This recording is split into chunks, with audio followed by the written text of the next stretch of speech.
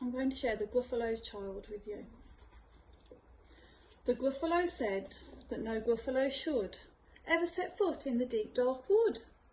Why not? Why not? Because if you do, the big bad mouse will be after you. I met him once, said the Gruffalo. I met him a long time ago. What does he look like? Tell us, Dad. Is he terribly big and terribly bad?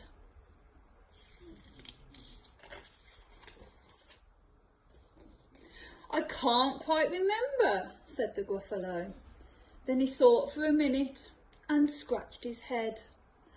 The big bad mouse is terribly strong, and his scaly tail is terribly long. His eyes are like pools of terrible fire, and his terrible whiskers are tougher than wire. One snowy night, when the Gruffalo snored, the Gruffalo's child was feeling bored. The Gruffalo's child was feeling brave, so she tiptoed out of the Gruffalo cave. The snow fell fast, and the wind blew wild. Into the wood went the Gruffalo's child. Aha! Aho! A trail in the snow. Whose is that trail, and where does it go? A tail poked out of a log pile house. Could this be the tail of the big bad mouse?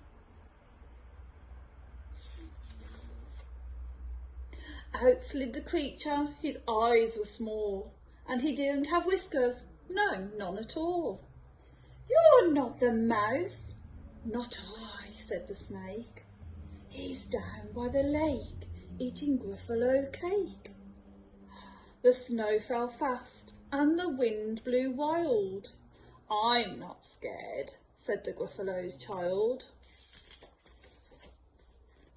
Aha, aho, marks in the snow. Whose are these claw marks, and where do they go? Two eyes gleamed out of a treetop house. Could these be the eyes of the big bad mouse? Down flew the creature, his tail was short, and he didn't have whiskers of any sort. You're not the mouse. True, no I. But he's somewhere nearby, eating Gruffalo pie. The snow fell fast, and the wind blew wild. I'm not scared, said the Gruffalo's child. Aha, aho, a track in the snow. Whose is this track, and where does it go? Whiskers at last, and an underground house. Could this be the home of the big bad mouse? Out slunk the creature, his eyes weren't fiery, his tail wasn't scaly, and his whiskers weren't wiry. You're not the mouse. Oh no, not me.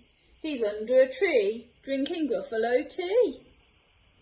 It's all a trick, said the Gruffalo's child, as she sat on the stump where the snow lay piled.